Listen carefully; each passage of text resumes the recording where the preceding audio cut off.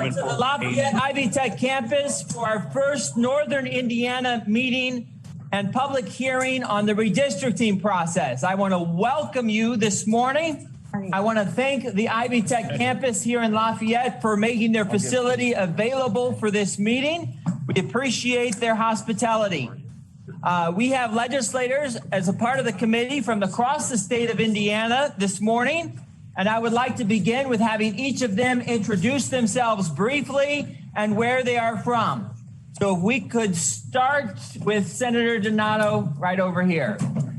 Good morning. My name is Senator Stacey Donato. I have District 18 that encompasses Cass, Miami, and Fulton counties in completion. And then I have partial counties of Carroll, Kosciuszko. They can't hear, honey. Oh, okay. Nobody can hear anybody's saying. Already speaking. Good morning. My name is Stacey Donato. I'm the state senator for District 18. That encompasses Cass County, Miami County, and Fulton counties in completion. And then I have portions of Carroll, Kosciuszko, and Marshall counties. The mics. I'm Senator John Crane. I represent District 24, which is most of Hendricks and most of Putnam counties just west of Indianapolis. Do your best. Morning, I'm Representative Craig Snow. I represent Kosciuszko County, Wabash County. It's District 18. Good morning, I'm Ethan Manning, representing House District 23, portions of Miami, Cass, and Fulton counties. Good morning, I'm State Senator Eric Cook of Bedford. I serve Senate District 44, which is all our parts of Lawrence, Monroe, Brown, Jackson, and Bartholomew counties. Good morning. I'm Representative Tanya Paff. I represent Terre Haute, which is District 43. Morning, everyone. State Senator Fadi Kadura, and I serve the north side of Indy, south side of Hamilton County, Fishers, and Carmel. Good morning, everyone. I'm State Representative Cherish Pryor, and I represent the northwest side of Indianapolis. Thank you for being here. Morning, everyone. I'm State Representative Ed Soliday, District 4, Valparaiso. We do have a few other legislators who are in the audience today. I just want to recognize Senator Alting, Representative Leahy, and Representative Klinker, who have also joined us here this morning. This is a once-in-a-decade opportunity. We're glad that you're here today. Every 10 years, the redistricting process occurs after the release of the decennial U.S. Census. The Indiana General Assembly is responsible for drawing the congressional districts and the Indiana House and Senate legislative districts. The redistricting data is usually released around March or April. Due to delays, the U.S. Census Bureau has indicated that the necessary data will not be released until August 12th. That was actually just moved up 4 days by the Census Bureau yesterday. Representative Greg Sturwald is authoring the redistricting bills, House Bill 1581 and House Bill 1582. They are currently listed as vehicle bills on the IGA, Indiana General Assembly website. Assuming the census data comes in as expected, the plan is for the General Assembly to reconvene in mid-September to debate and vote on the new districts. The legislation containing the new districts will follow the normal legislative process, which means there will be additional opportunities in both the House and Senate for public comment and input, as well as discussion among legislators. Members of the public will be able to draw and submit their own maps by using an online portal with mapping software at Ivy Tech campuses statewide. Assuming the data comes as planned, the online portal is expected to be launched in late August. So I just wanted to give you that brief overview of the redistricting process. I'd like to just lay down a few rules for us here this morning as we gather. The purpose of these meetings is for Hoosiers across the state to be given the opportunity to provide input in the redistricting process. Therefore, we'll have the following rules for our meeting today. Members of the public are invited to speak generally to the principles of redistricting and specifically to their preferences for the new district lines, both for state legislative districts and congressional districts. Comments not about redistricting specifically will be ruled out of order. For recognition to speak, You must complete a written testimony request form and submit it to our legislative attorney, Bob Rudolph, here to my left, prior to or within 1 hour of the start of the meeting. These blank forms are available on the table there in the front. When you are recognized to speak, you will just come to the front, and there at the table you will be able to give testimony. Members of the public giving testimony are asked to limit their comments to 5 minutes or less. This is depending on the number of people that we have signed up to testify. The meeting will conclude after 2 hours. Questions from the committee members for clarification of testimony are in order. All other questions will be ruled out of order. I also want to note that streaming of this meeting is available at iga.in.gov/redistricting. So that will be available. If for any reason you have to step out or there's not room here, you are able to log in on your phones and watch that out in the hallway or elsewhere. We do have mics here for the streaming. I apologize for the lack of amplification here in the room. Unfortunately, that was not able to be provided by the facility here. So with that, I would like to welcome, first of all, to testify, Senator Ron Alting. Senator Ron Alting is from this area and community, and he would like to welcome you all to this area, in addition to giving testimony. Senator Alting.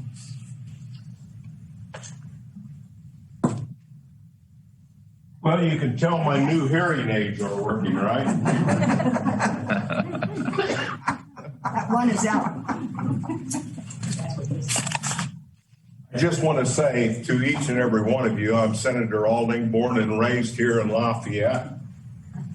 Welcome to the greatest county out of 92 in the state of Indiana. I lobbied very hard to my colleagues to have one of these settings here so the people could come and testify and give their views and comments.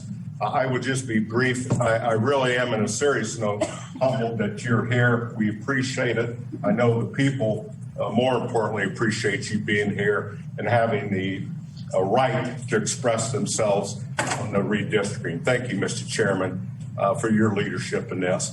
Let me just simply say, obviously in the Senate, I've lobbied my Senate members of the committee, particularly Senator Ford, who is not here today. I talked to him on the phone last night, and apparently he's got 2 other appearances like you're doing here in the state. But I want to thank you for listening, at least to my comments, that I represent my constituents on the independent study, on making sure that we do what we can do to bring in outside sources independently to look at redistricting, to let the people have a say in how that system should work on that.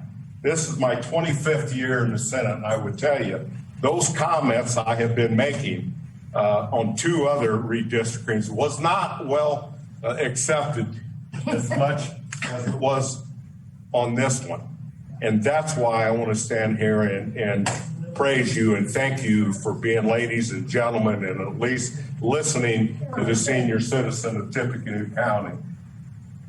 That, at least in our county, I think you'll find in the testimony a majority is really would appreciate you and your consideration and being as much independent as you possibly can on looking at how the redistricting process takes forth.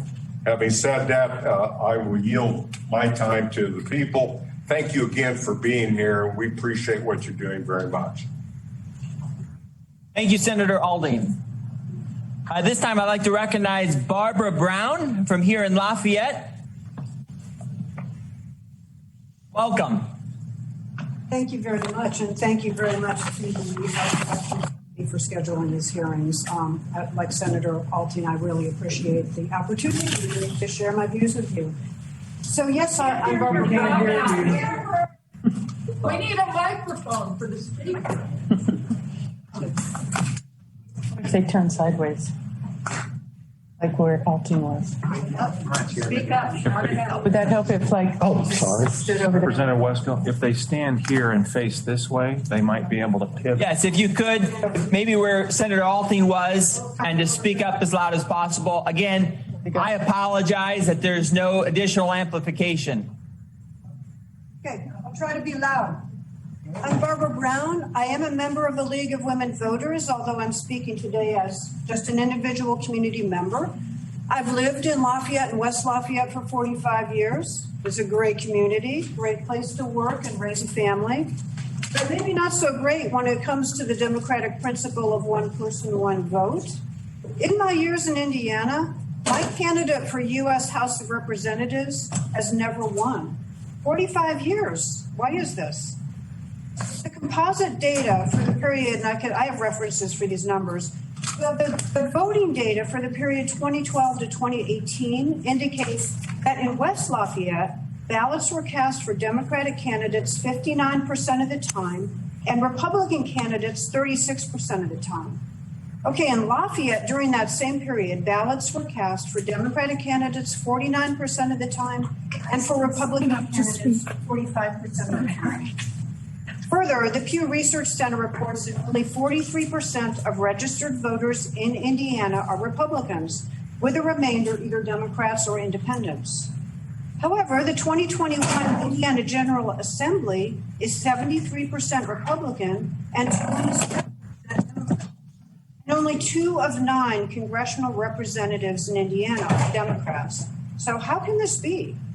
It appears that the legislators are picking their voters instead of the voters choosing their legislators.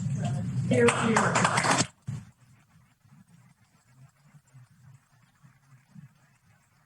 I have a few more comments, and I do have some requests for a recent study by a researcher at George Washington University revealed that Indiana's congressional and legislative maps are more biased toward one party than 95% of the maps in other states. In other words, Indiana has some of the most politically skewed districts in the nation. In addition, the Indiana House Republicans have hired a consultant for this year's redistricting process, who is the advisor and general counsel to the National Republican Redistricting Trust. Well, who's paying him? Why is he involved in making decisions about maps in Indiana that should be fair and nonpartisan? In light of all this, my request to our Indiana legislature is to create maps which do the following. Increase competitiveness within districts so that all voters know that their vote counts. Increase transparency so voters know what criteria to draw or change district boundaries. Finally, increase public participation, including opportunities to review the proposed maps in September before they are sent to the governor. Thank you very much. I appreciate the time.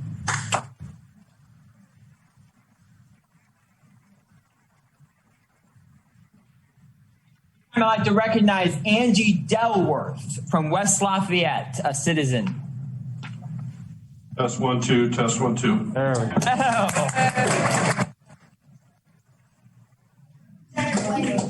Just became the most. Can everybody hear me okay? If you could probably take the mic up, that'd probably be best. Okay, I'm just gonna try and speak up a little bit because I've got a phone. So, hello, thank you for the opportunity to speak here today. I do appreciate that so many of you are here today to hear our testimony. My name is Angie Delworth, and I'm a lifelong Hoosier. My husband and I have raised our 2 boys here in Indiana, and we value our Hoosier roots and values. These values include a sense of fairness for all, concern for our neighbors, and a willingness to put aside differences and work together to get the job done. While I see these values on display among my friends, my workplace, and in my church across Tippecanoe County, I don't see them in our state legislature. I believe this is because our districts are not fairly mapped, and the result is a non-proportional legislative body that does not feel obliged to address the concerns of all Hoosiers. The imbalance that I reference can be seen in the 2020 general election results, in which Hoosiers cast ballots at a rate of 59% Republican and 41% Democrat. A reasonable person would expect to see a similar distribution in our elected officials. However, the election awarded over 70% of the Indiana legislative seats to Republicans. The results are even more skewed in our U.S. House representation, in which 78% of the seats are held by Republicans. Our current districts have created a supermajority in our state legislative body that is unresponsive to issues of concern for many Hoosiers. Concern for our environment is one such issue. The Hoosier Life Survey, conducted by the Environmental Resilience Institute at Indiana University in the fall of 2019, showed that 79% of the 3,000 Hoosiers surveyed believe that climate change is caused, at least in part, by human activities, and a further 58% believe that environmental changes are adversely affecting Americans right now. Concern for the environment is less and less a partisan issue. Another survey conducted by the Pulliam Charitable Trust showed that Hoosier Republicans surveyed, almost 70% said that environmental protection should be given priority even at the cost of slowing economic growth. Despite this evidence, many in the Indiana legislature continue to ignore the environmental concerns of Hoosiers. The most recent example is the wetlands bill that passed in the 2021 legislative session. Over 100 organizations spoke or submitted briefs in opposition, including the Indiana Department of Natural Resources. Despite this overwhelming rejection, the bill passed with no opposition. The current system has produced safe districts in which some, but not all, elected officials see little need to advocate for or even listen to their constituents. My intent here today is not to advocate for a system that sways election results into a supermajority for any specific party. My intent is to advocate for a system that results in elected officials that are more accountable to producing results benefiting all Hoosiers. I ask that in the upcoming redistricting efforts, districts be drawn in a fair and transparent manner. I specifically ask for full disclosure of the criteria used in the redistricting process, a public review and comment period after the districts are mapped and before the legislature approves the maps. I ask that the process used should focus on keeping communities of interest intact and ignore the addresses of current incumbents. I also ask for full disclosure of redistricting consultants hired and full disclosure of their contracts and contract deliverables. By utilizing these measures, I am hopeful that our legislature will become more balanced and fair, requiring our representatives to set aside their differences and collaborate with each other for the benefit of all Hoosiers. Our state deserves nothing less. I request that my testimony be included in the public record. Thank you.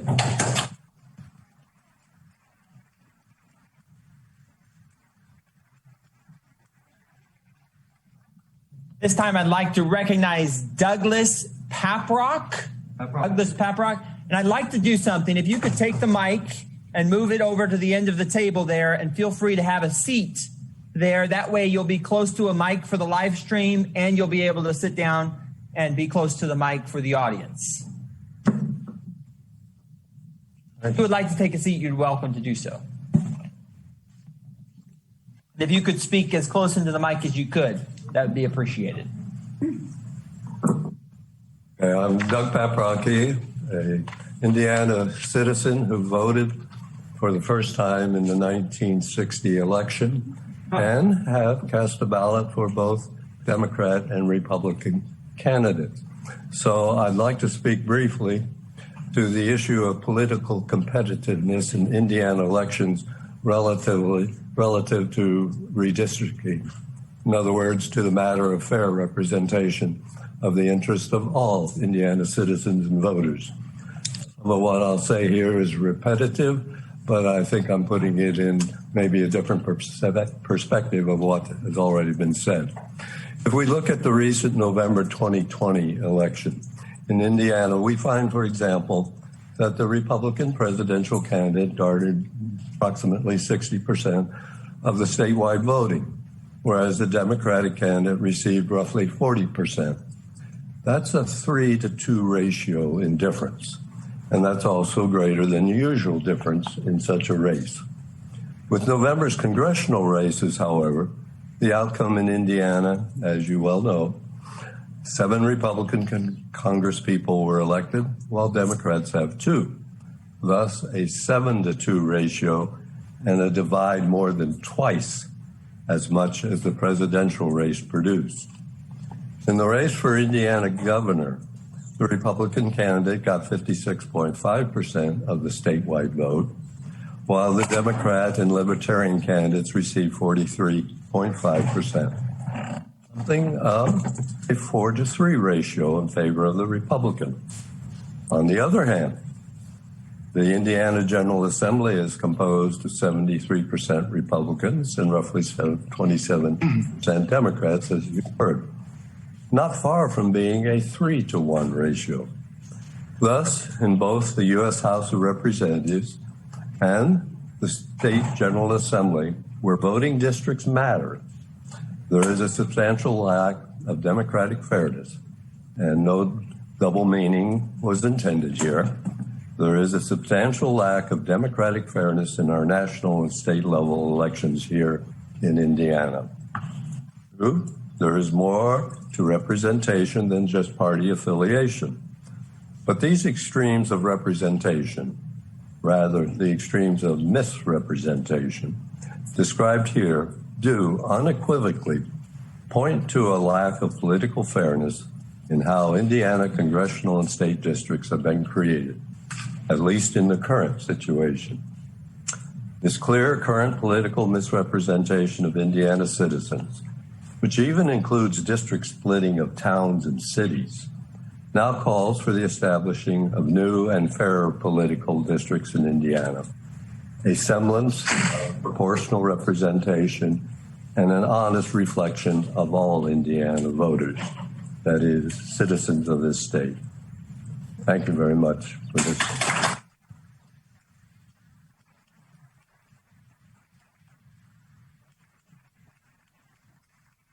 Thank you, Mr. Paprock. At this time, I'd like to recognize Rahul Durai. If I'm pronouncing that correctly, Rahul Durai.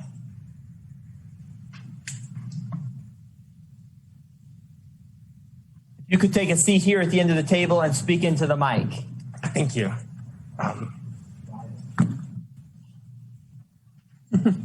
Should I? You can.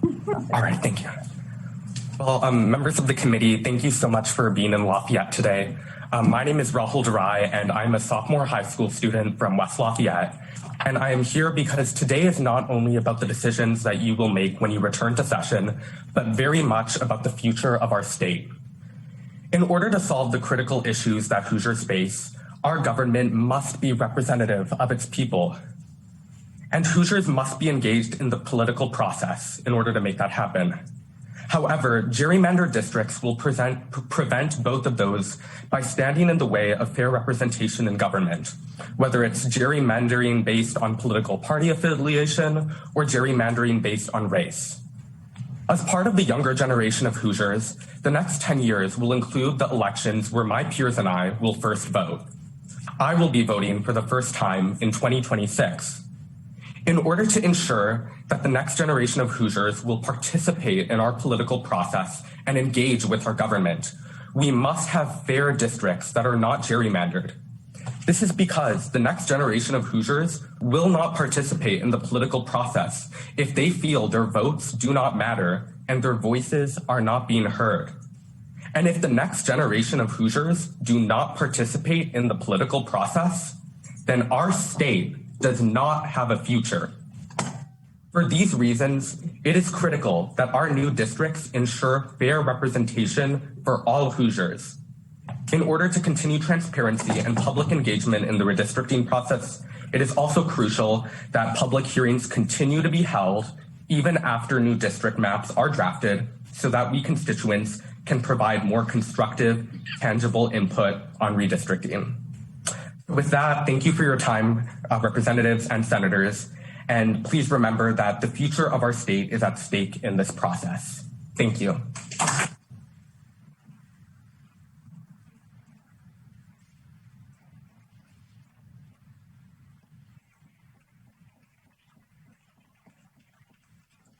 Thank you, Rahul. This time I'd like to recognize Roberta Schoenman. Roberta Schoenman, representing Common Cause, Indiana.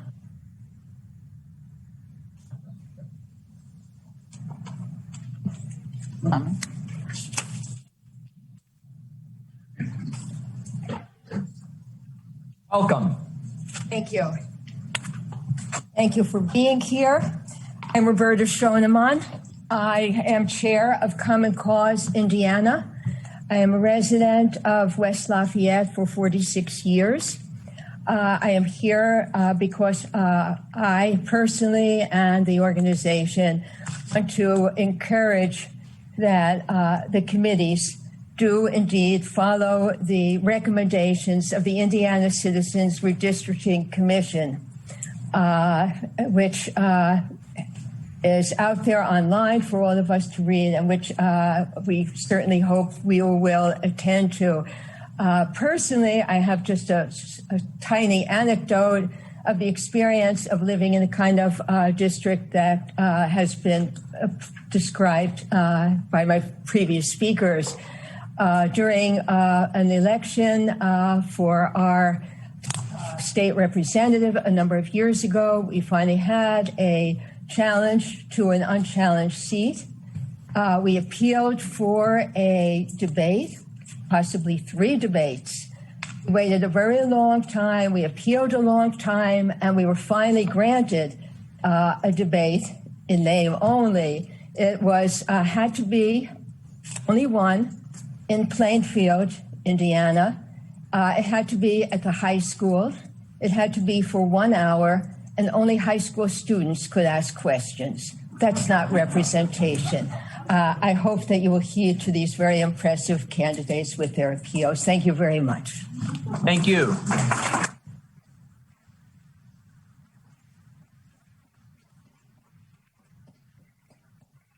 I'd like to recognize Drew Anderson, representing the Indiana Dems.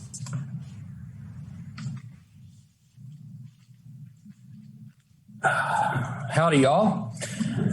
Thank you for putting this together.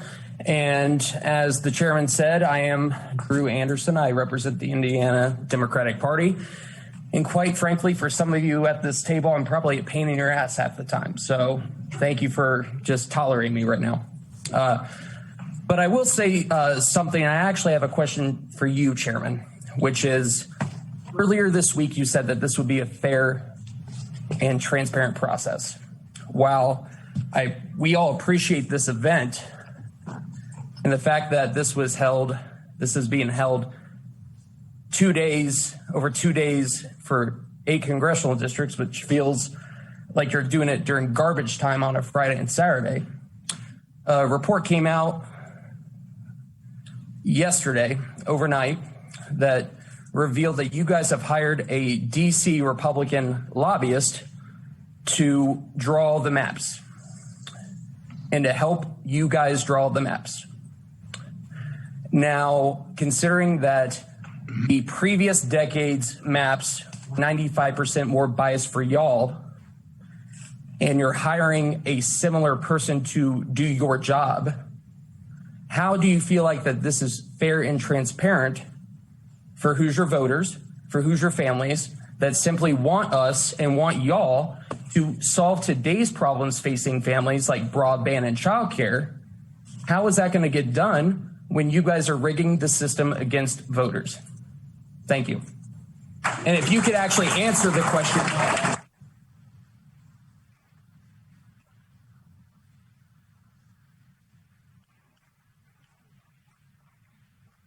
I would like to recognize I asked you a question. Have you completed your testimony? I asked you a question. Can you answer the question? Not in charge. This committee is for the purpose of a public hearing. Which could hearing the public today. I'm asking you to answer the question, sir. Please answer the question. Thank you for your testimony. Jack Tharp. Jack Tharp, representing the Indiana Citizens Redistricting Commission.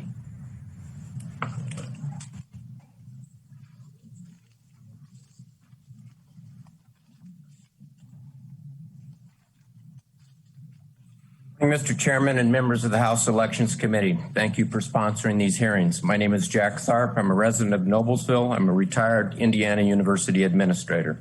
I'm testifying today as a member of the Indiana Citizens Redistricting Commission, commonly known as ICRC. The ICRC is a model sponsored by the All In for Democracy Coalition. The 9-member commission is comprised of 3 Republicans, 3 Democrats, and 3 unaffiliated. I have served as a Republican alternate. The purpose of the ICRC is to demonstrate how redistricting would work under the framework of a citizens redistricting commission. This past spring, the commission held 10 virtual public meetings attended by 900 plus voters in 9 congressional districts. Representative Arrington, who I believe is not here, attended from District 6, as did Senator Kador from District 5. The citizen public testimony was compiled into reports sent to the legislature early this summer, and I have copies if you've not seen that. I'd like to share 4 main points that came out of those hearings from over 900 people, and these items that I'm going to share were heard dozens and dozens of times. 1, draw districts that support competitive elections. The number 1 complaint heard was lack of competitiveness. The general electorate does not benefit from an incumbent without a challenger. Good policy is derived from competing interests debated in public. In 2011, compactness was an objective of map drawers. It plays against competitiveness. Number 2, assure that there are no safe districts. Many voters told us that incumbents are frequently no-shows at Meet the Candidate nights. Representative Hagerty, I know, said that at District 6. Indiana is 41 out of 50 in voter turnout, and that's nothing to be proud of. Map drawing should not result in voter apathy. The young man from West Lafayette, we heard this from many people too, that young people are really disillusioned with the imbalance in this state. Number 3, keep communities of interest together. Avoid combining populations that are distinctly different. An interesting example I recall was residents down in Lake Monroe near the reservoir.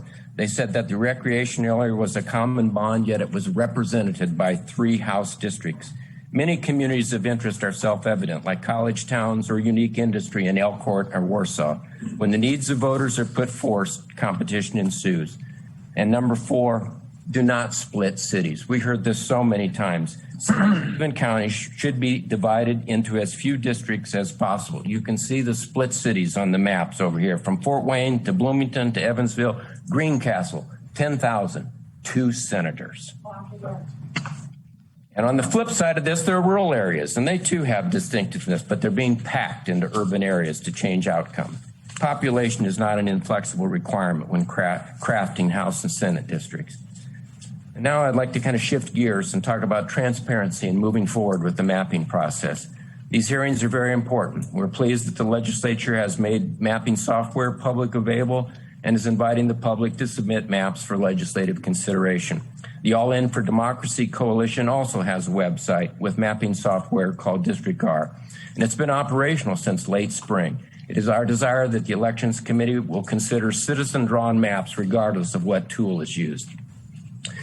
Following, as we think about mapping in the future here, a number of things have been said here by others, but give public access to all the information and the data. And when proposed maps are introduced and reveal the redistricting criteria that was used, there's been reference to consultants. We're aware of that. Reveal publicly who that person is, what their contract is, and what are the criteria that they've been given to draw maps. Strive to conduct all the redistricting proceedings in public and avoid private and caucus discussions that avoid public scrutiny. And finally, when draft plans are made available, if there are cities and counties that are split in an unusual way, show us what the criteria is. After the maps have been drawn, conduct another round of public hearings for voters and make them convenient so that everyone does not have to go to Indianapolis. And finally, revisit the timeline. 2 weeks in September is not enough time for public review and presenting feedback. At least a month is needed. The mapping calendar should favor voters. And finally, as a personal note, Chairman Wesco and committee members, of course, I'm thanking you for this opportunity, but I'd like to make one last comment, and that's about my career. I worked for Indiana University for 34 years. I never forgot that I worked for the taxpayers. It was always students first, university second. I wear a ring that says public service on it. For 25 years, I served as a dean of students adjudicating student discipline. My decisions were always guided by fairness, and that is my hope today. As you go forward, pledge fairness in your deliberations. Voters first, party second. Thank you.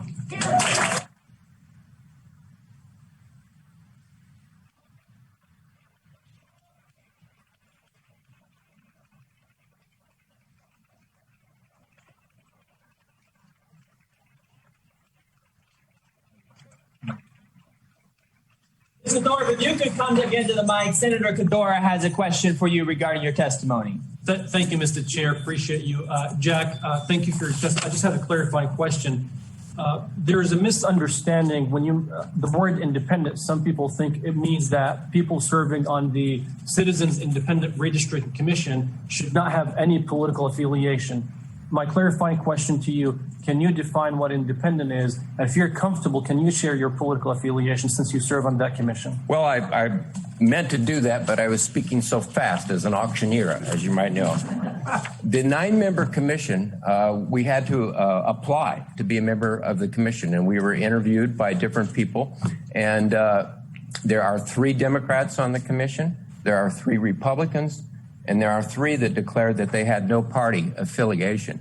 I was an alternate Republican in case someone, for reasons could not continue to serve. So I believe it's a very balanced commission, and the goal was always to be independent and represent the citizens of Indiana.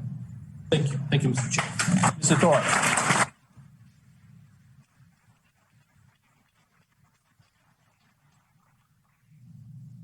Forgive me if I don't pronounce some of these names correctly, but I'll do my best.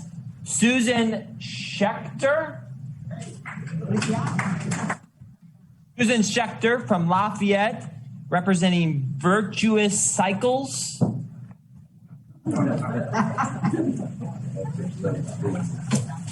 Hello. Again, thank you for being here to hear from the public. My family has a business in downtown Lafayette. I've lived here for over 30 years, getting close to 40 years. I raised my family here. And I've had occasion to speak with my representatives and my senator, and I thank you, Senator Alting, for being here.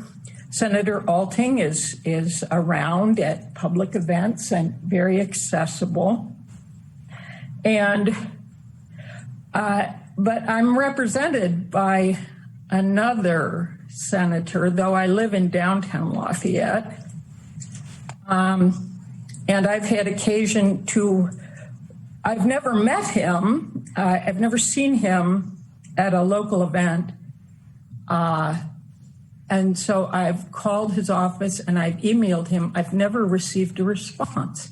And I think this is the result of redistricting criteria that are based on power dynamics from that are displayed in these maps up here. So my state senator seems to not have any pretense of representing me. So if that's your goal, it's not how a democracy works. And I know that around our country, democracy is under siege, and this redistricting process is part of that assault on our democracy. And I do think when we have a diversity of opinion that goes into decision making, we make better decisions. I don't think this is a Republican or a Democrat issue, because I've felt the same lack of representation by elected officials from both parties. And so I think it should be our goal as members of a democracy to make the voice of the people a strong guide in our decision making. I know it's complex to draw these maps, and I know we rely on computers to do complex things now. I would ask that the computer software that's used to draw these maps be publicly viewable so we can see what your criteria were. I believe that including North Lafayette in a rural district for state senator is a prime example of, what do you call it? What do you call it? You guys know what it is. Is it packing and cracking? Is that the criteria that are written into the software that draws the districts? I would like to know. Thank you.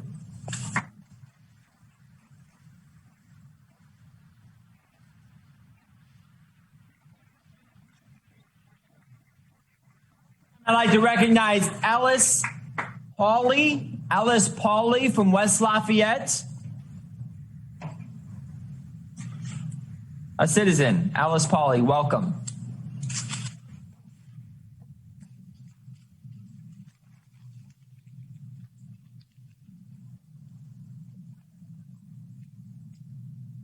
Hello, everyone. I'm Alice Pauley. I'm the parent of 2 kids under 10.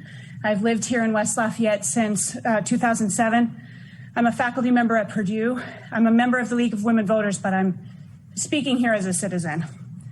I teach my engineering students about the importance of civics literacy and the importance of engaging in democratic processes like voting. It's hard to convince my predominantly 18-year-old voters that some of them are older than 18. There are none younger than 18 who are voters. That's a joke. There you go. My 18-year-old voters, that their votes matter when our voting districts are skewed, when the mapping process is secret, when it appears that incumbents can pick their voters. Our state is less politically divided than our General Assembly appears. It appears that the process isn't fair, that one party doesn't want to stand on the merits of its ideas to sway voters, but needs to put its finger on the scale to bring out about its agenda. That approach does not serve our commitment to democracy, and my students know it. On behalf of my students and my family, I ask that redistricting follow the recommendations of the Indiana Citizens Redistricting Commission, including drawing districts to be incumbent blind, to make the process transparent, including showing the criteria being used, and allow for broader public participation in determining the maps. We have better, fairer, nonpartisan systems to help determine districts. Let's use them. Thank you for your time.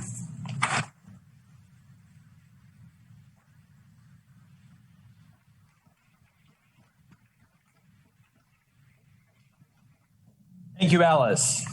Christopher Hagerty from Lafayette.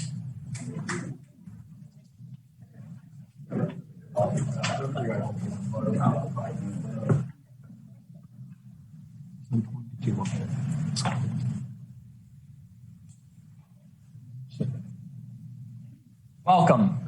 Thank you. And thank you, everybody, for being here. Of course, everybody in the audience as well. I'm really grateful for the opportunity to to speak out today about this process, which I think is horribly deficient. I think it's an extraordinary issue to me that the General Assembly has had multiple opportunities over the past legislative sessions to consider even the barest standards for redistricting. And from what I'm hearing from everybody here, it seems as though the lack of community knowledge about what standards y'all are using is a gigantic problem. So I'd like to ask anybody who'd like to answer it, why were redistricting standards, the barest redistricting standards, not taken up during the last legislative session? Would you like to take that, Representative Wesco? Questions for those testifying for the public are in order. All questions are out of order. Have you completed your test? That is fine. That is just fine. Thank you. Thank you. Meredith Richmond. Meredith Richmond from Battleground, Indiana. Meredith Richmond. Go Meredith.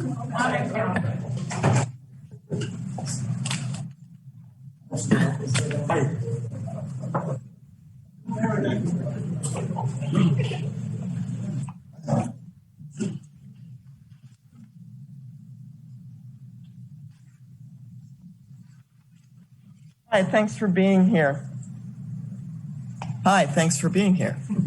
I live in Battleground, Indiana. I've lived there for over 40 years. I taught public school and I retired from there, and I also retired from Purdue as a student teaching supervisor in secondary social studies education.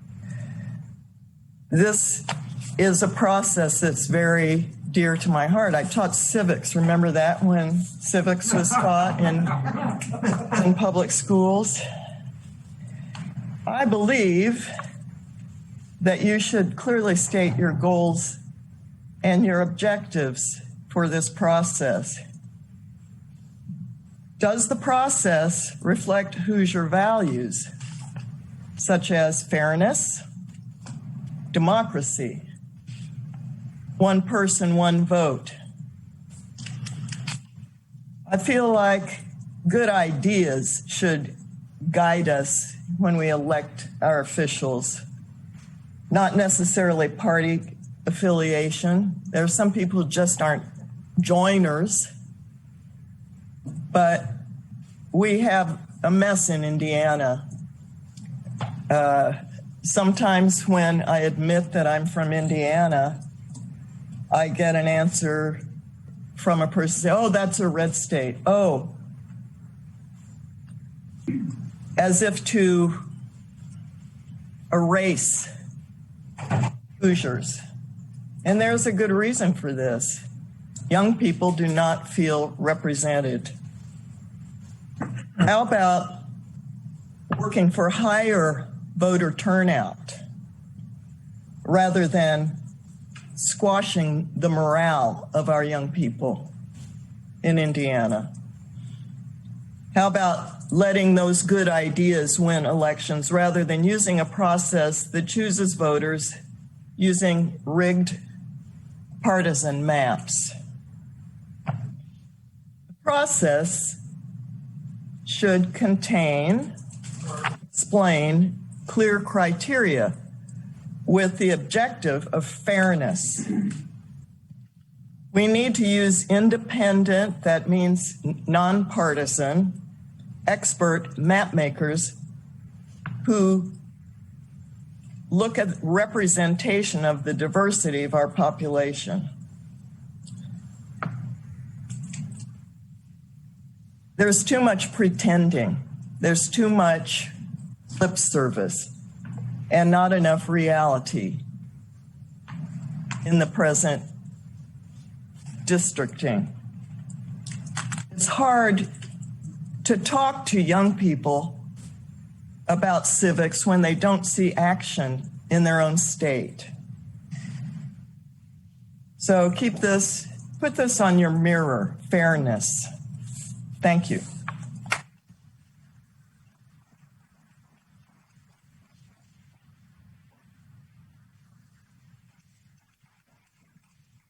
Amy David from Lafayette. Amy David.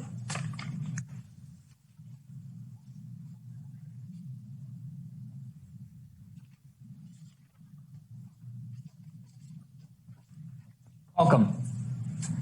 Hi, my name is Amy David from Lafayette, and I would like to think that fairness would be enough to drive our legislators to draw fair maps, but I want to talk about something else. I want to talk about the economic imperative of having fair maps and allowing people to be re-enfranchised, so to speak. I moved here in 2014 from Chicago. to take a job at Purdue University. Of course, I'm not representing Purdue. My opinions are my own, but I have to say that. I was very nervous about moving here. I looked at Indiana's political landscape and thought this was not a place for people like me. I took the job anyway, thinking in 2 hours I could be back in Chicago. But I look around and I see my colleagues who come here and don't relocate their families.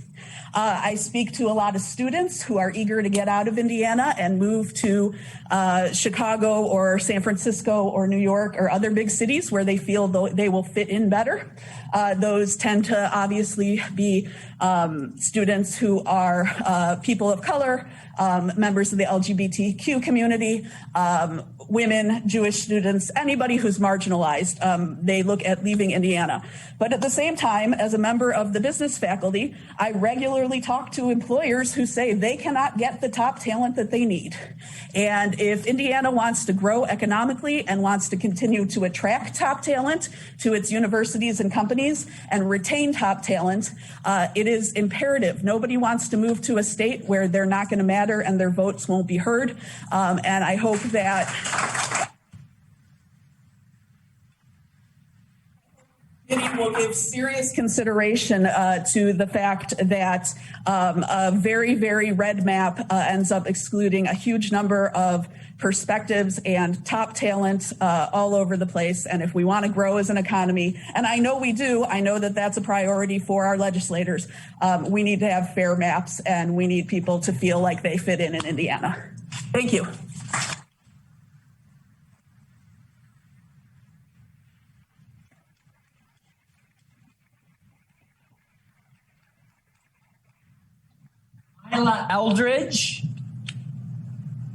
Myla Eldridge from Indianapolis, representing the Indiana Democratic Party.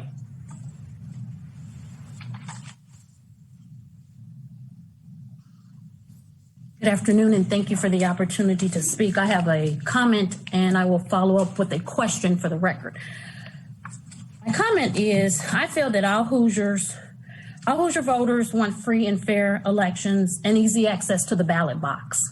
When state and federal legislative districts are drawn to the benefit of one party, it's just not fair. Our citizens deserve more competitive elections. Gerrymandering is the villain to competitive elections. We're on track to repeating the same fate if we do not make a change. My follow-up question is, are you aware that George Washington University has done a recent study that reveals Indiana's legislative maps are 95% more biased than the rest of the nation? My question is, how is this fair for Hoosier families? And thank you for my comment. Thank you for your testimony.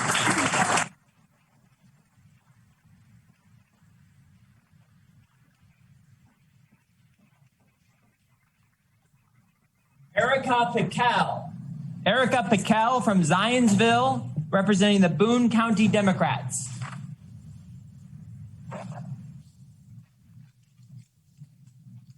Thank you, Chair and Committee, for allowing us to speak today.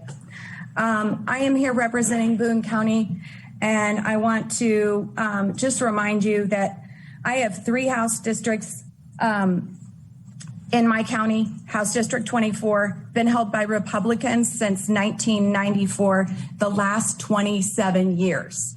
House District 28, 23 years. House District 41, Tim Brown, 27 years. Senate 23, last 15 years by one person. Senate 7, held by Republicans for the last 20 years. Senate 29 was held by Republicans up until 2018 when Senator Ford won that district. Gerrymandering started occurring after 2001. It's been going on for 20 years. My father served in the legislature in 1988. I know a few of you in the room will remember when the House was divided 50-50. We had much more competitive districts, and that is gone. I don't buy the argument that Indiana is this red state. it leans Republican. But Joe Donnelly won 45% of the vote in 2018. John Gregg won 45% of the vote in 2016. But the Democrats in the House and in the Senate hold such a minority. How do we explain that gerrymandering doesn't exist? Thank you.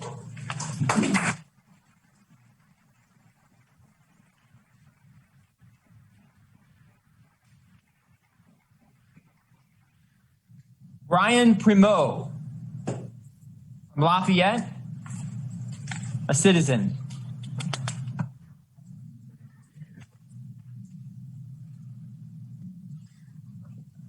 Hi, I'm Brian Primo from Lafayette. I'm a retired psychologist. I've lived in Lafayette for over 40 years.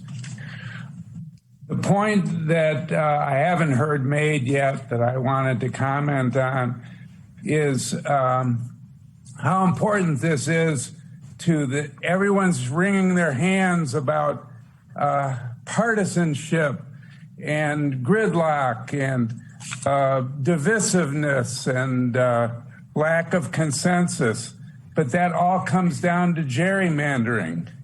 That's why we have gridlock, is because when you have representatives who have rotten boroughs where they have no chance of losing in the election, all they have to do is win the primary and they're in.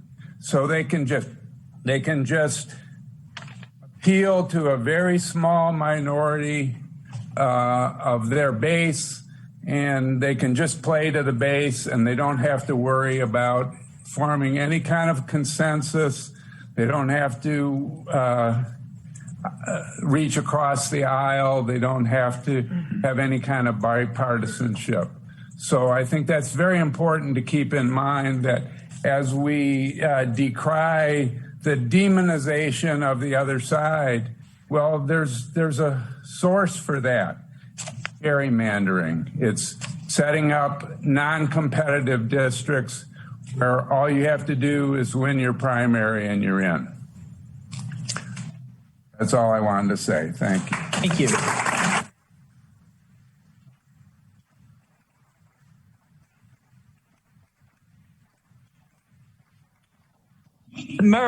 Keith Murray from Lafayette, representing himself.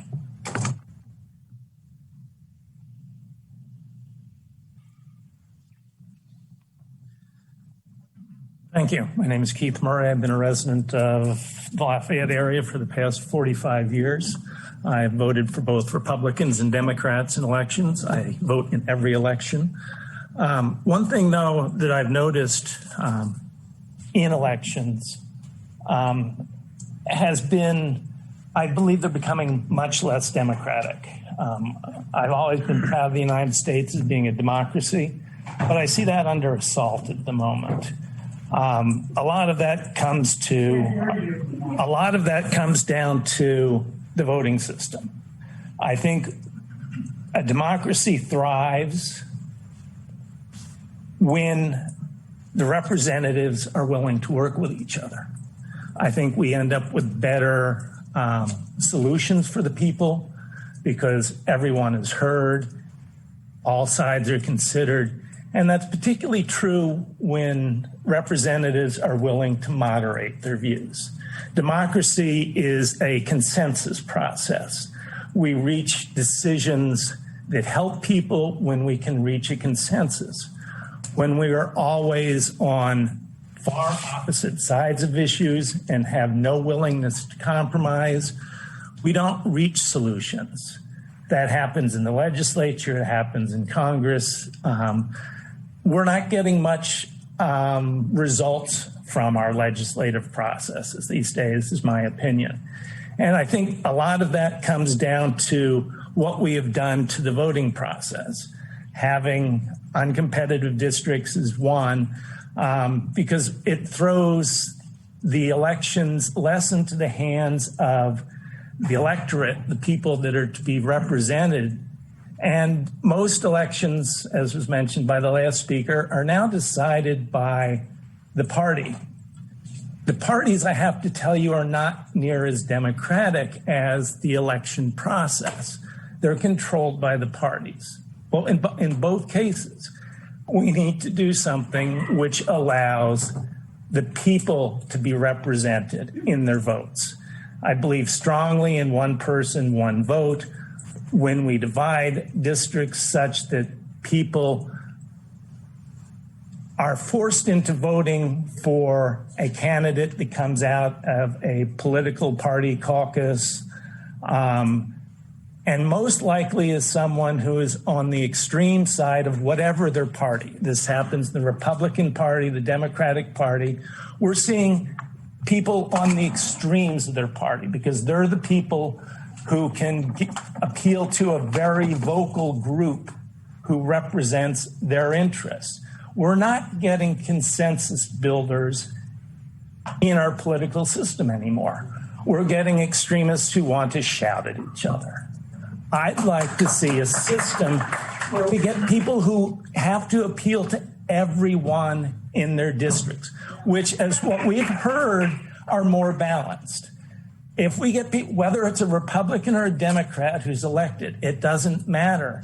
If they have to appeal to all of the people in their district and seek a fair election, we're going to have people who by nature are more willing to compromise and work with other legislative representatives. That is going to give us better decisions from our legislature, which represent the people. And this is a democracy. Our aim is to represent the people. That's what we have to do. I urge all of you to look at it. Do we want to protect our democracy, or do we want to see the problems we've been facing over the last X number of years where we don't have respect for our government, we don't have cooperation among the people in our government? That is to the detriment of the entire nation. We need to preserve our democracy. The course we're on right now is hurting our democracy. I'd like everyone here to commit to helping our democracy. That's what we have voted for all of you to do, is to represent us in a democratic system. So whatever is necessary to create districts that are more representative, I urge you to do. I'd actually like to see it taken away from the legislature and into an independent organization. Doesn't have the political pressure. I know all of you, you're representing the groups that get you elected. Those groups are not necessarily looking out for everyone.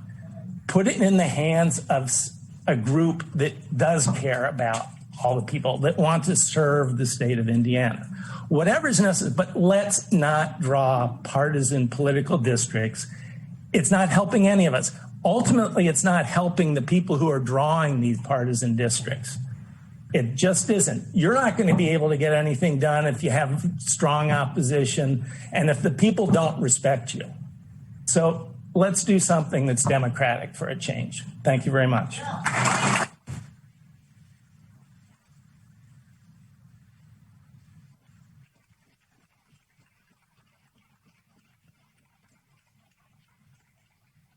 Jacob Schwartz. Jacob Schwartz from Lafayette.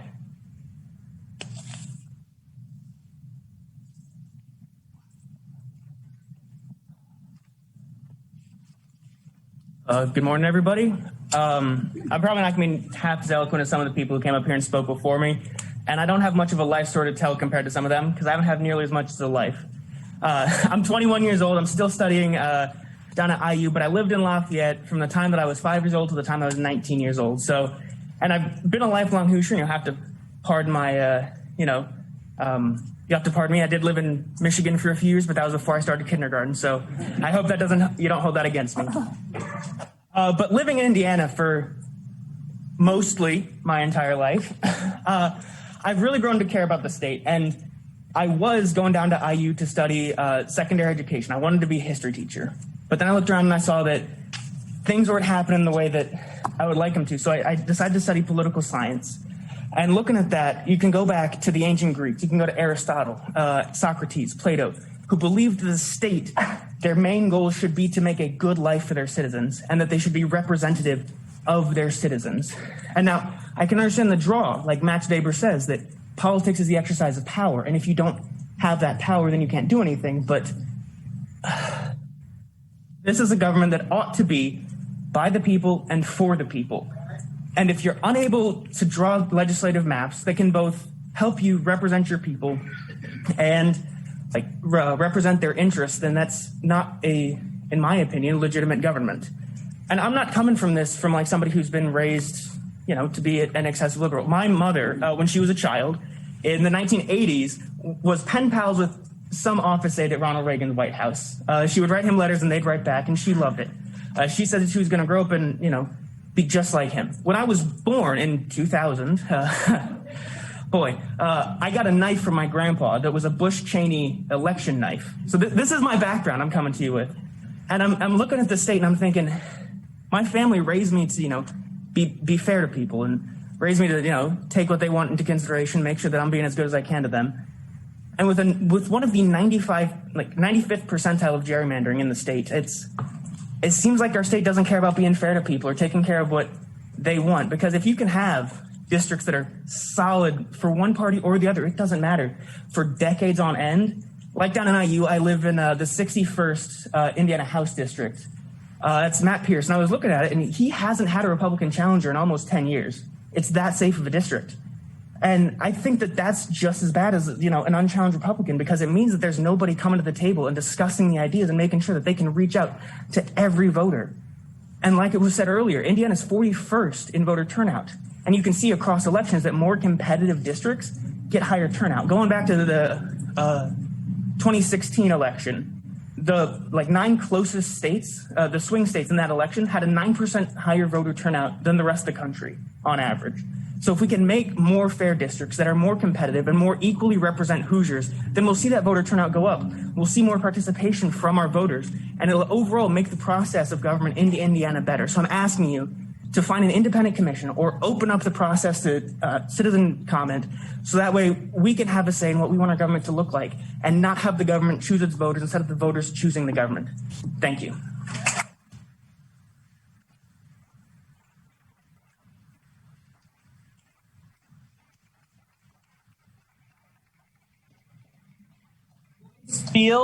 Joyce Field from West Lafayette.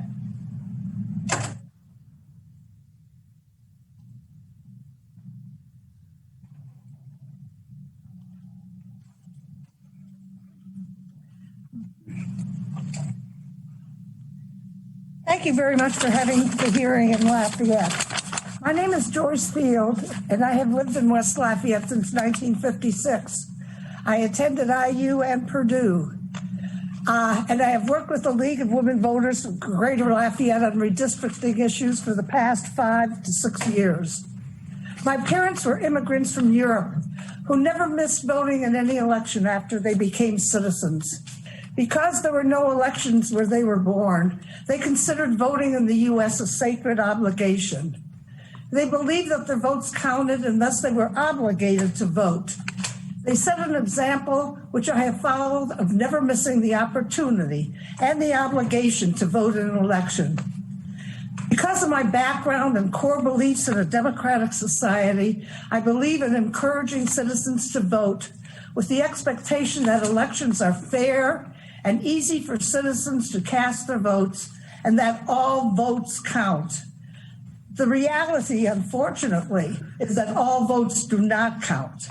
However, maps can be and should be drawn so that all votes do count. I believe that districts should be drawn incumbent blind. Running for office is not about a lifetime appointment. I do believe that district maps should encourage competition and should be drawn with that goal. The lack of competition clearly discourages voters. In 2020, 20 Republican and 10 Democratic seats in the House had no opposition. 3 Republican and 6 Democratic Senate seats had no opposing candidates. Why? Clearly, if there's no prospect of winning, why would someone run, and why would citizens bother to vote? Why run if previously a candidate lost 60 to 40 or 70 to 30 because of how districts were created? The 2020 election results in Indiana were 58% Republican and 42% Democratic. But the 2021 House was composed of 73% Republican and 27% Democrats. If you believe in proportional representation as I do, this seems quite strange. Indiana registered voters are 43% Republican, 30% Democrat, and 20% unaffiliated. But the election results were 73 to 27 in the House. If you believe in proportional representation as I do, this seems quite strange. In hearings across the state sponsored by the Indiana Citizens Redistricting Commission, speakers overwhelmingly favored competitive districts and proportional representation. They understood that the way to increase voter turnout, which is quite low in Indiana compared to other states. Turnout in Indiana desperately calls for change. Voter turnout will improve with proportional representation and competitive races. In the 2020 primary, statewide turnout was 24% and 21% in Tippecanoe County. In the 2020 general election, statewide turnout data was 65% and 61% in Tippecanoe County. These numbers really disturb me, and I hope they disturb all statewide elected officials. I believe they should be asking what can be done to increase voter turnout in Indiana. In a listing published by Statista of all states by voting turnout, only 8 states had a lower voting turnout than Indiana. Arkansas had 56.1% and Oklahoma 55%. These two are at the bottom. Alabama was right above Indiana at 63.1%. Minnesota was the leader with 80% turnout, and the U.S. turnout was 66.7%. So Indiana's turnout, listed as 61.4%, was below the U.S. turnout. However, turnout did improve from 2016 to 2020, except that it fell in the age group 18 to 29. I didn't intend to overwhelm you with numbers, but the recently published data analyses just gobsmacked me, and I hope it will give you food for thought when you start drawing maps. Statewide groups have been encouraging citizens to draw maps using easily available software, identifying the criteria used and how communities of interest are maintained. It is hoped that your committee will study these maps drawn by citizens committed to an open and transparent election process. Finally, I think it is vitally important for citizen faith in fair and inclusive state government that hearings around the state be held again when draft maps are drawn in order to get citizen input. I realize that you are on a very compressed time schedule due to delays in getting census data. However, I believe that time constraints are secondary to citizen participation in the legislative process. Thank you.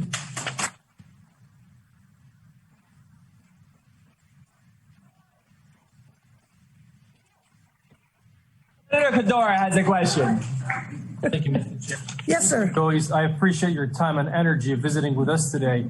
Would it be helpful to you as a citizen to be able to give your specific detailed feedback once the actual maps are drawn?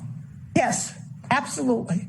Thank you. I really think that citizen review of the maps is crucial to our democracy. Appreciate it. Thank you. Thank you very much.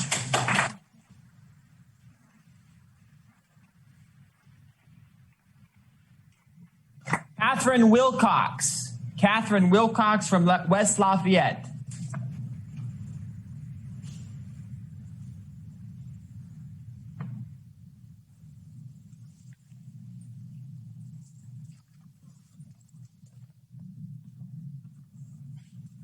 Hello, everyone. My name is Catherine Wilcox, and I am a sophomore at West Lafayette Junior Senior High School. Like my peer, Rahul Darai, I am becoming more disillusioned with the transparency that our government affords constituents. As a student who values the rigor of academia, I understand that asking questions is an invaluable and brave task. I understand that asking questions is directly connected to further understanding, but I also place importance on answers, as I should, I believe, the people who represent me without my vote. By refusing to answer questions and even to go so far as declaring them out of order, you are implying that the questioning we do as constituents is completely in vain. If you are afraid of answering the simplest of questions, ergo, how is gerrymandering fair for Hoosier families, I am becoming more unsure of the actual value you place on Hoosier voices themselves. Yes, you have put on this hall for us, which I am very grateful for, to air our concerns, but you haven't given us any feedback or reassurance that these real concerns will be dealt with. Unlike the districting process in Indiana, I am choosing to be very direct with you. As a constituent who is under 18 years of age, I am asking for your voice, for explanation, and for even the most minute crumb of clarity. I hope that you will be brave enough to give it to us. Thank you.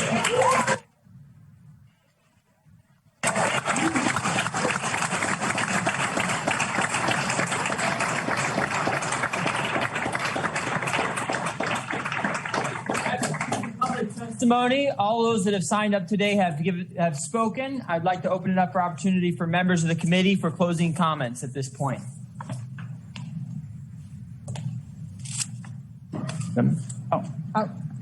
Representative Pryor? Representative Clinker. Oh. Would you like to speak, Representative Clinker? I would. I'm just signing it. Please have a seat. You're welcome. Thank you.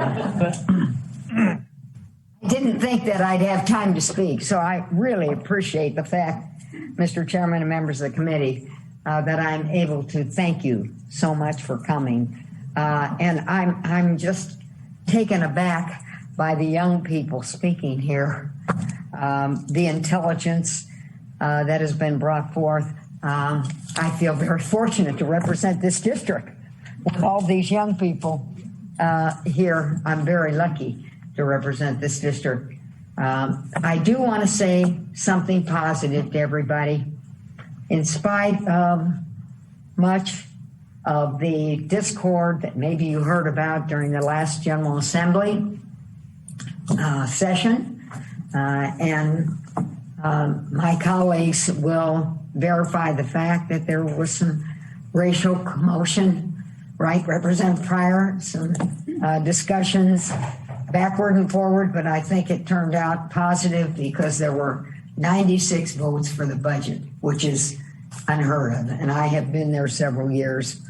The vote has been certainly not that close, but because of an emphasis on educational funding, $600 million for the Compensation Commission, that is supposed to be very prevalent in next year's General Assembly this coming year.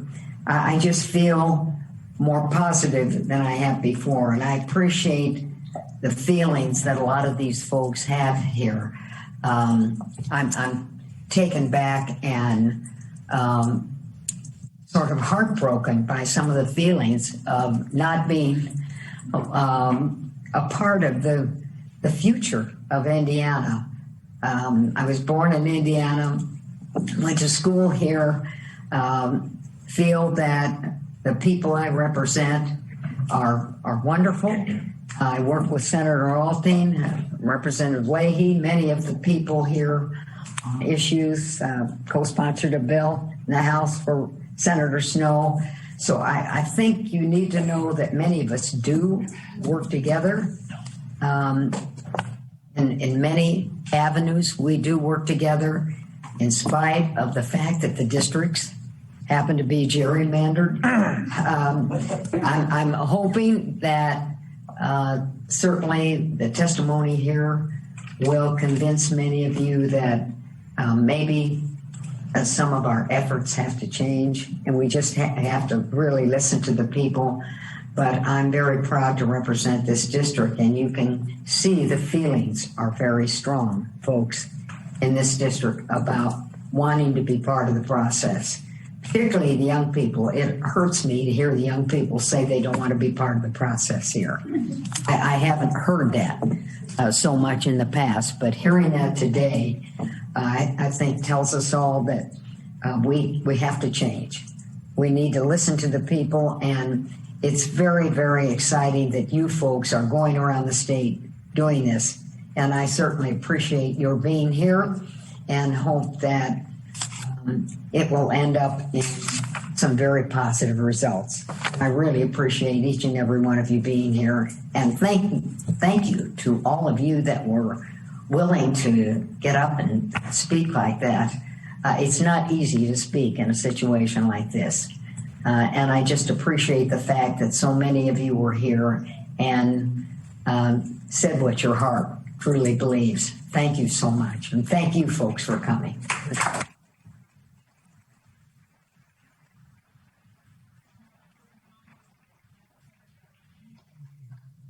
Yeah, if you would, that'd probably be good.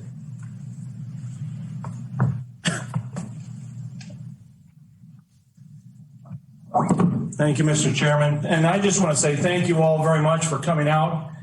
I'm just going to be candid just for a quick second and say the frustration that you feel at certain aspects of this process is one that we actually do share. We were hoping to be able to get the numbers sooner, to be able to undertake this process in a way that doesn't feel quite so compact.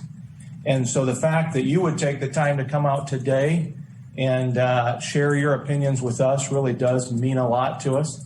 It's very easy. In fact, one of the upsides, I would say, of having it play out, if there's a silver lining, is that had this happened during the legislative process in the session, it could have very easily been much more overshadowed by the budget, by emergency orders issues, by all the other things that we're dealing with during the first quarter of the year.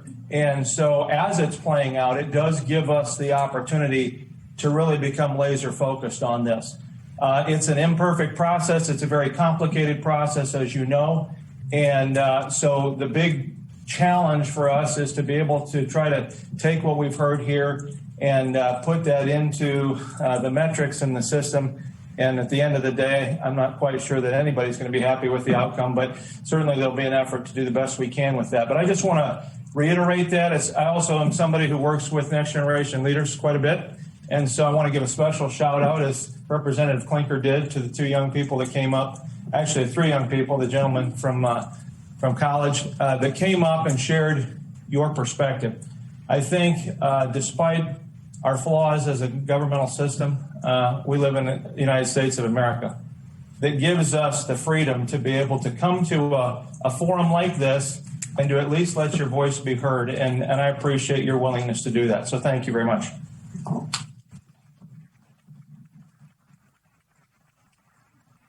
Senator Cadora is recognized to speak.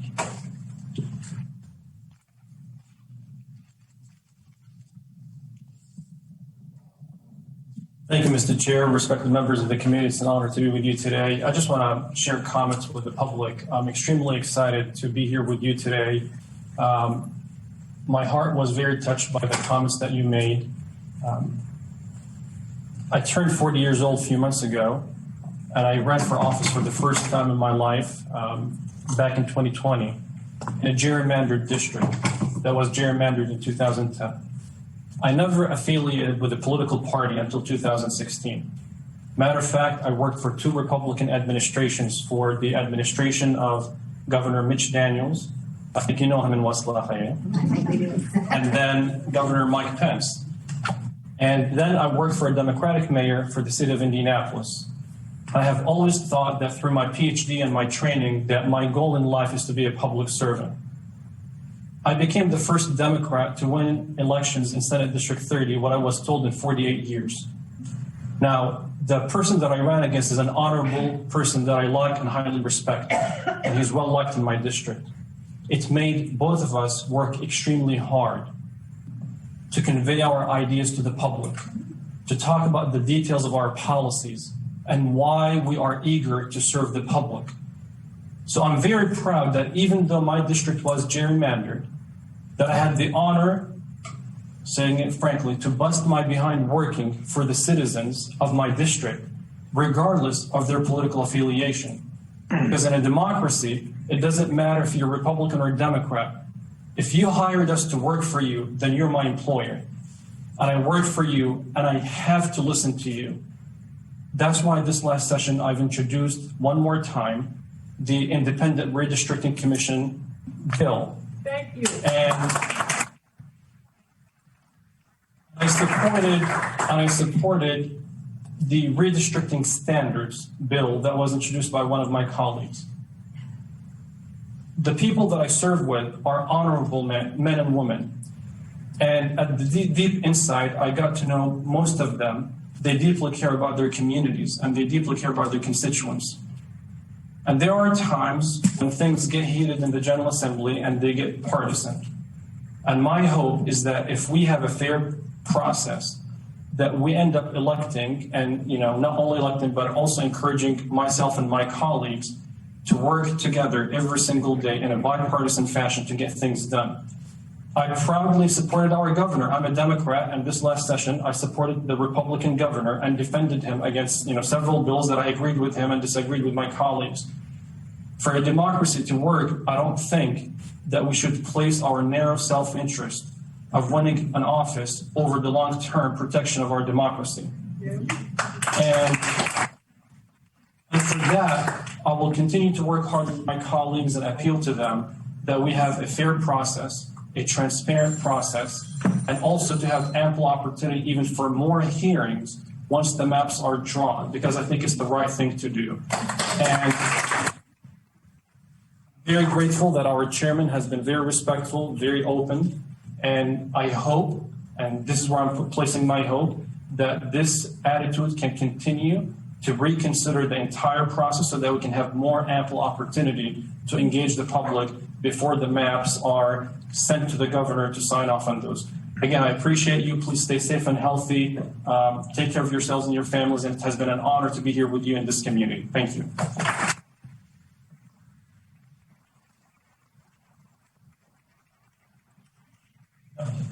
Representative Pryor.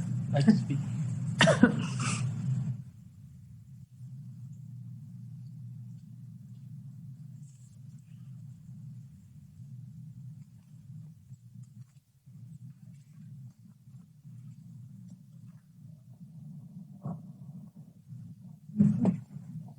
So thank you, Mr. Chairman. And then thank you also to the public that's here today. I do want to say that I'm so encouraged that so many people have turned out for this hearing. This is a great representation of people. And to the young people who showed up today, a couple of things that you said was about just being disillusioned. I just want to encourage you to not feel that way. You are our future, and you're going to have to carry this torch regardless of what happens during redistricting. We are not going to hold our seats forever, regardless of how the maps are drawn. Someone is going to take our place, and that could be you.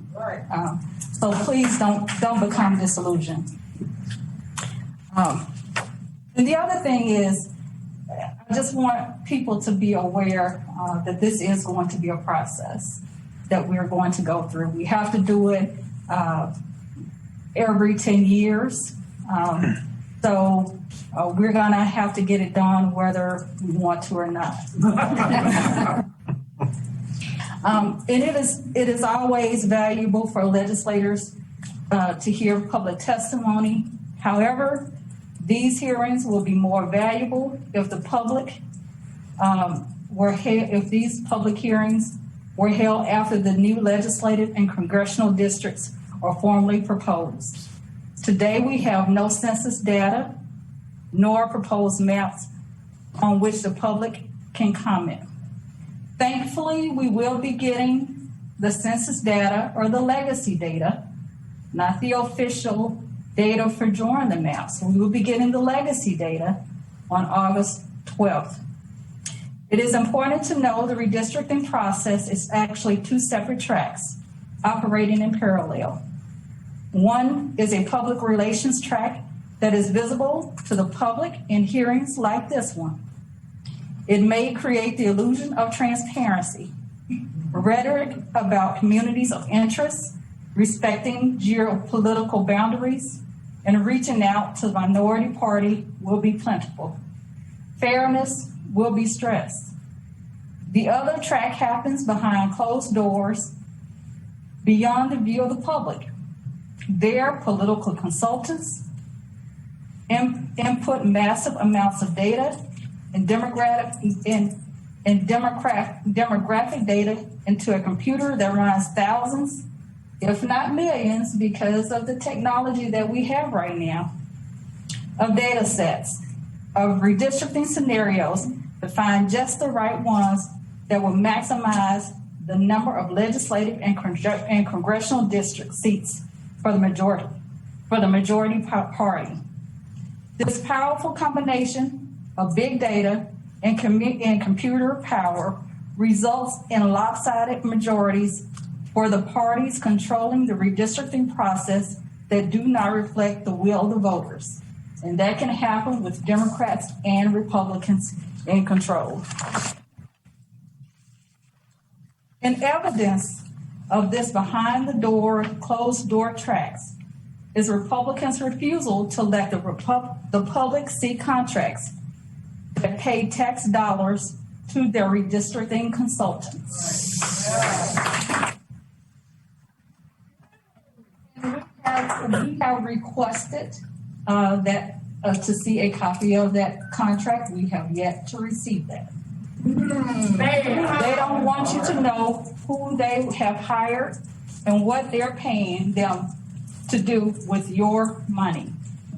The contract that pays tax dollars to assist in a legislative activity is clearly a public record that should be disclosed under Indiana public records law.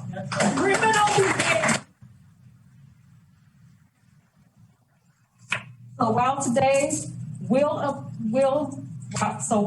we will hear hopes and aspirations for new district maps, how much will that impact the outcome unless the behind the closed doors redistricting track is forced into the open sunshine for the public? Let's have more hearings after the proposed maps are revealed so the public can tell us what they think the maps should be. It's not a behind the closed door process. Hear, hear, hear. Lastly, there has really been a theme that I have heard as I was taking notes from the public. The theme that I've heard from this group consistently is transparency. You all want transparency in the drawing of the maps, and that came out very clearly. It's very clear that after the proposed maps are given, you want more time to provide input into those maps. It was also very clear that you believe that there should be an independent committee to draw them.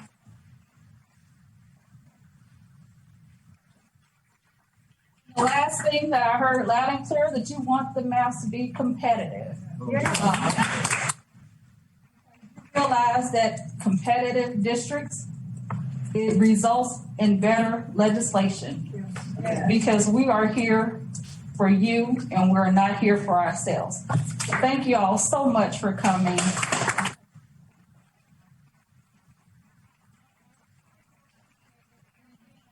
To the young people, I think that you've set the tone, and I do appreciate those high school kids coming out. It's just amazing to me, the knowledge and how well those young people speak when they get up here and not be afraid to express their opinion. Thank you. Thank you.